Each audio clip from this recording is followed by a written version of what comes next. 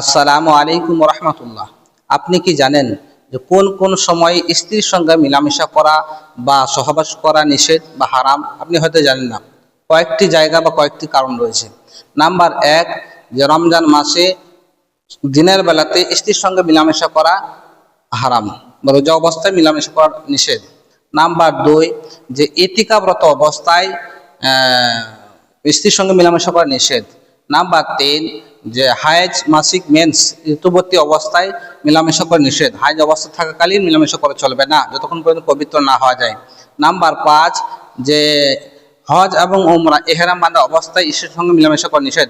এবং স্ত্রী বাচ্চা প্রসব হওয়ার পরে, সন্তান প্রসব হওয়ার পরে যে রক্ত যতক্ষণ পবিত্র না হওয়া যায়, 10, 20, 20 দিন 40 দিন পর্যন্ত আছে, এই অবস্থায় স্ত্রী মিলামেশা করা নিষেধ। তাই আমরা প্রত্যেকেই জিনিসটা জানলাম, অন্যকে শেয়ার করব। ভালো থাকুন, সুস্থ। আসসালামু আলাইকুম।